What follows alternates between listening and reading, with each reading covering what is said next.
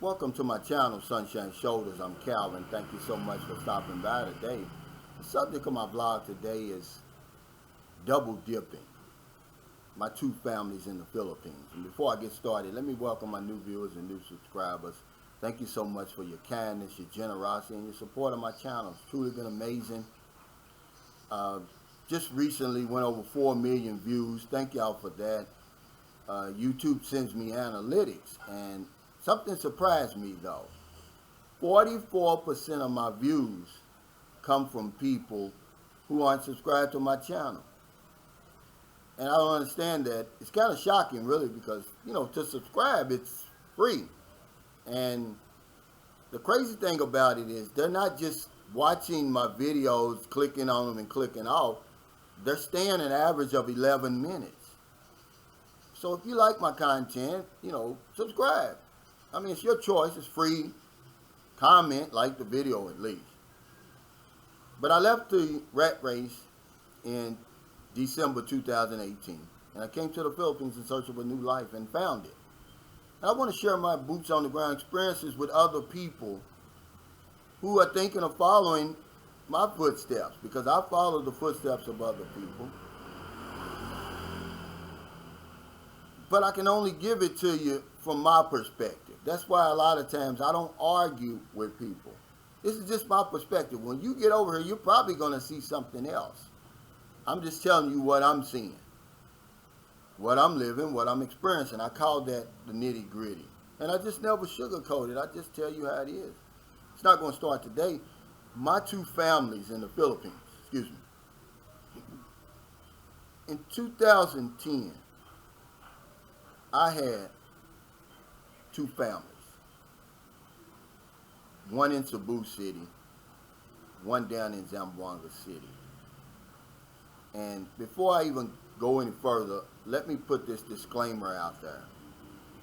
This is all on me. This is all about my ego, my greed, the audacity of me to come over here and play with people's feelings the way that I did. The Filipinos that are involved in this, they're innocent. The only thing they did wrong was get involved with me at that time in my life. I'm different now. I'm not the same, but, I want to tell my story, because a lot of guys, they're always in my emails with that, wondering, is it possible? And I'm saying, yeah, it's possible, but it's expensive, number one. They better be far enough apart, meaning, on different islands, in order to make it work. And you're going to come away from there with a lot of hurt feelings. And more than likely it's going to be yours, because I broke my own heart. See? Because you never really choose the right one. And that's what happened with me. But I'm kind of getting ahead of myself. Let me give you some context. When I started coming over here to the Philippines in 2009, I didn't come here looking for a woman or a relationship. I came here to escape. I was just looking to get away. Some things had been happening in my life. Number one, the death of my two nephews, 9 and 4. February 1st, 2009, I get a call. It's about midnight, maybe 1 a.m. in the morning. It's my sister. Her daughter's house had caught on fire, and her sons died. And the 9-year-old, he had made it out. He was on the porch. He heard his little brother crying for help. He goes back in the house, tries to save his little brother. They both perish. The firemen find them huddled up together in the corner in the room. Well, that just sent me over the moon, man. It messed my whole mind up. I've never been the same after that. It was the deciding factor for me to start looking out and trying to find another way to live, because I was on the hamster wheel, man. I was on the hamster wheel tough. And even though at that time some good things were going on in my life, man, it wiped all of that out. And instead of me going to the funeral, I went to Cancun, Mexico. And there was some experiences over in Mexico that got me to thinking, man, it is another way to live out here. It's a better way to live out here. And so I made my first trip to the Philippines. But my experience with the two families started in 2010 because all my trips to the Philippines up until that time, it taught me one lesson, a great lesson that I never knew when I came over here. See, I was sexually frustrated like a lot of men, Western men who come over here. And there's nothing wrong with that. It just simply means you're not getting any sex, not enough, or not the way you want. And my divorce was coming, my marriage was coming to an end. And when I got to the Philippines, and I was just surprised at what was waiting over here for me. I did not come over here for a woman, but I met a couple of women, and man, it changed my whole life. It sent me on a run that culminated January 1st when I met my son's mother. The most beautiful woman I've ever seen, up until this day, by the way. You know, I'm not going to be cringy, but she was a legitimate 8.5 out of 9. And she just blew my socks off. We go on this whirlwind romance. I mean, we go all over the Philippines, everywhere. Boracay, we just didn't go to Palawan. It's about the only place we didn't go. Palawan, Panglao Bahal, Camotes Island, Bantayan Island, Malapascua. We went everywhere, man. And I thought for sure, I said, you know, this is the one for me. But what I didn't realize was I was jumping from one relationship to the next. I needed some time because my divorce wasn't final yet. And I needed some time to heal from that, but, you know, try telling that to a guy who's looking at a 8.5 or 9 everywhere. And this woman fell in love hard, man. She was like me. I love hard. She loves hard. And I took advantage of that. I said, okay, I know that, you know, because once I met that 41-year-old and she told me the situation over here and how foreign men act over here, it just put something in my mind. I said, well, okay, I don't have to have one. I can just go from one to the other. And I never, you know, what do they call it, that when men look around all the time, even though you're with somebody. But anyway, I never even closed my dating site profiles. So when I would come back and forth, when I'd be at home, I'd be on the dating site. And I ended up seeing this woman who lived down in Zamboanga City. And I was like, wow, look at this. 36, 26, 36, you know, college degree, blah, blah, this, blah, blah, that. And so when I came back the next time, I went straight to visit her. And that was September 2010. By this time, you know, my son's mother's pregnant with our son. And so, you know, that takes on a whole different dynamic. You know, she's like 8 or 9 months pregnant, you know. And that was the first time when I started going back and forth, man. And it's not something I'm proud of now when I look back on it. When I look back on it now, it embarrasses me. But man, it was fun at first. You got these two beautiful women, man, on two sides of the Philippines. You go, stay with one, and then, you know, once you get tired of that, you go and you stay with the other one for 2 months. And they made it easy because they never complained. But why would you complain? I had a lot of money then. I didn't have a passive income, so I'd bring us X amount of money over here. Once the money was gone, I'd go home and come back and do it all over again. But I took them on trips, bought them gifts, you know, just did everything to pacify them. But I knew my son's mother was jealous. I knew she wanted more than what she was getting out of the relationship, but she never really complained. When I'd come back from Zamboanga or wherever I was with the other one, and she'd meet me at the airport, man, she'd always have that smile on her face. She'd always be looking as good as she always did. And then when we get back to the house, it was always the tune-up of all tune-ups. See? But I'm going to tell you, man, I hurt these women. I hurt them real bad. Maybe to the point of, I don't think they ever recovered, to be honest with you. And I'm not saying because I'm some kind of Rico Suave or nothing, but they love hard, man. You know, this is a different culture over here.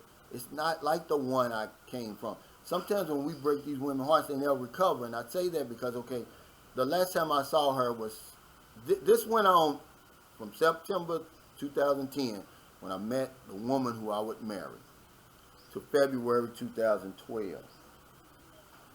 That was the last time I saw my son's mother until April of 2016. She was here visiting my son. I was here with my wife and son. And she said, hey, can we meet at E-Mall in Cebu? Because we were in Cebu. I said, sure, you know, and of course my wife wasn't going to let me go by myself. So I said, look, stay downstairs. You know, I just want to go up there. I haven't seen her in 4 months. Just, you know, my son's up there. Let me talk with them for a little while. Well, I go up there, man, and she sees me, and when she sees me, she just breaks out crying, man. I mean, bawling in front. We're in the food court, and she don't care who's watching, and she says, oh, you know, I never got over you, and, you know, we didn't break up officially, and, I mean, it was just so sad, man. I felt so guilty. And I swore then that I would never, ever do it again, man. And, you know, and just when I'm getting ready to hug her and kind of console her, here comes my wife and my son. So I couldn't even do that.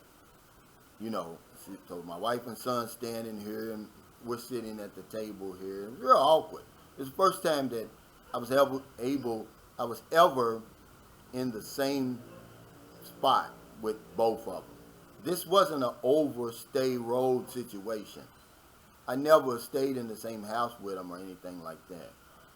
But they knew about each other, and they hated each other, you know.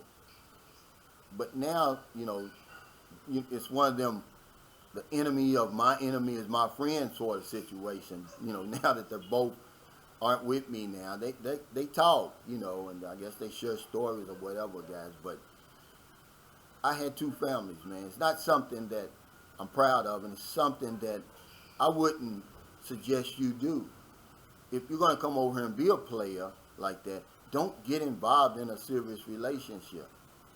Because to Filipinas, it's much more than what you think it is. It's not a game. See, I was playing games with people, man, and I'm very fortunate that I didn't get hurt, that somebody didn't cut my lunchbox off, or, you know, set me up for that two-man tandem, because it can happen.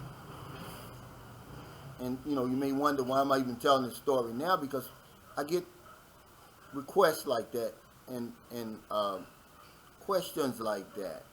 Men who want to come over here and say, hey, I'm going to run around a little bit before I decide what I want to do.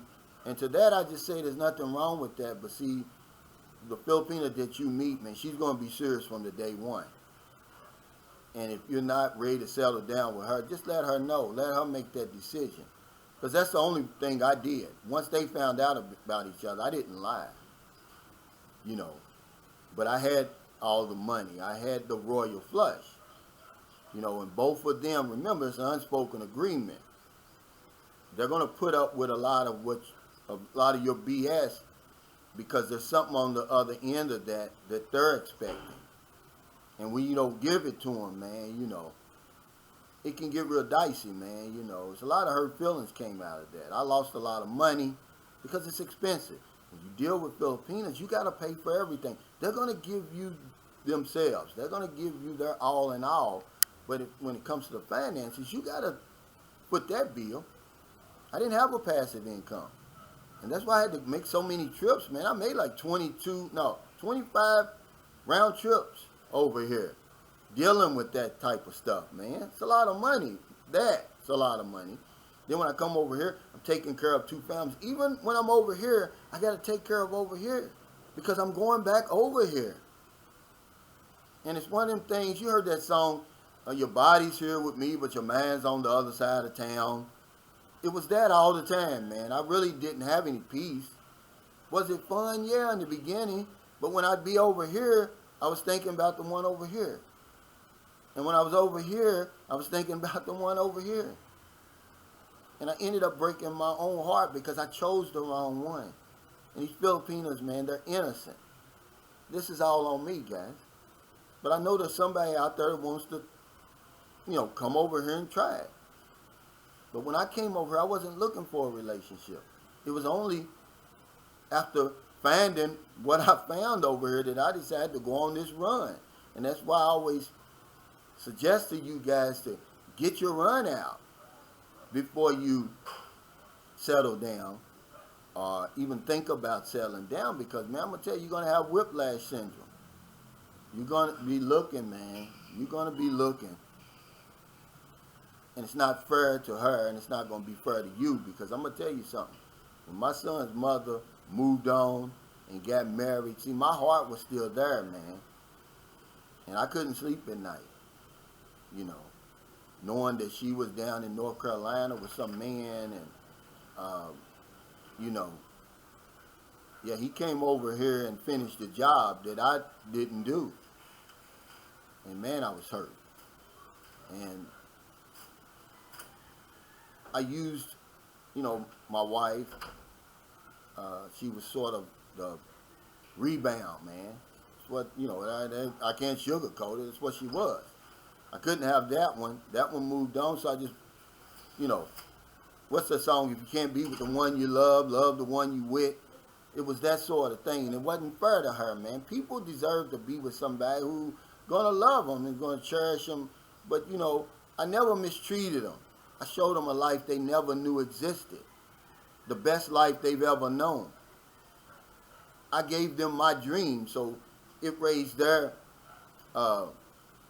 dreams even higher, see? And that's what my son's mother told me. She said, I wouldn't be in the United States. I wouldn't even be thinking and living the way that I am if it wasn't for me. So some good came out of it, but mostly bad. So if you're thinking about that, man, think it all the way through. Can you do it? Of course you can, because when you come over here, you're going to have the royal flush, you're going to have money. And those women that put themselves out there and say, hey, I'll date a foreigner, and I'll get involved with a foreigner, and I'll give you a chance. See, that royal flush means a lot to them. They want that new life. They want that visa, man. They want that security. But you're going to hurt a lot of people, man. And, you know, I was just fortunate enough to be sitting here to tell you my story, to share it with you. You don't have to do that. So if you're in America, it's getting late, man. Thank y'all, by the way, for stopping by again. I like to talk about real life stuff, man. And this is something that a lot of you guys are going to do. I want to share my experiences with a lot of people who are going to follow in my footsteps. You're coming over here. You're going to come over here to live. That's the only reason my blog is for. I'm not some expert on the Philippines. I'm not a know-it-all. I tell you my boots on the ground experiences, my unique perspective. I share that with you. When you come over here, you're going to see something totally different. But you're never going to be able to say, oh, he was lying. You're going to have the opportunity to date 1, 2, 3 women. But I'm warning you, it's expensive. They better be far enough apart. And you're going to come away with a lot of hurt feelings. Yours included, because you never make the right decision, guys. I'm so glad that I'm not the same guy, see. I worked through my feelings. You know, I still think about my nephews because a lot of tragedy, man. I'm writing my book, guys, by the way. That's another reason I'm going to that retreat. I've already written the book, really. All I'm doing now is putting it down on paper. And you're going to see, man, the reason I even came over here, it wasn't for a woman. But I worked through a lot of that to get to where I am today. And I'm happy, man, today. You know, I wouldn't do that again. Don't you think the Sunshine Shoulders could have 2 or 3 women over if he wanted to? Absolutely, I could. But I don't want 2 or 3 women. I want one. I've got one. I love her, man. We get along well. And I wouldn't want to hurt her. I wouldn't want to break her heart. And I know my heart's going to be broke if we do separate. Because she's not going to sit around. She's going to get somebody else. And that calls for a lot of sleepless nights, man. You know. So if you're in America, it's getting late, and I hope you intentionally help somebody before you get into bed. But if you're on one of them late grocery runs, beer runs, weed runs, just getting off second shift, or you're on your lunch break, you see somebody in the street, buy them something to eat, buy them something to drink, give them a few dollars. If you're in the Philippines, what time is it? 8:36 a.m. You got the whole rest of the day. It's no excuse not to find somebody over here to help. Because if I don't know anything else, I know this one thing for sure. We help other people, we help ourselves. Take care, stay safe, stay COVID free. I'll see you next time. The firemen inspected our house yesterday. It passed. We're taking the results to the engineering department. They're going to sign off. Then we take it to Noneco, which is the power company. And we should be in there, man. Hopefully by the end of next week, we should be in that house. I'm going to do a move-in video. Thank y'all so much. Take care.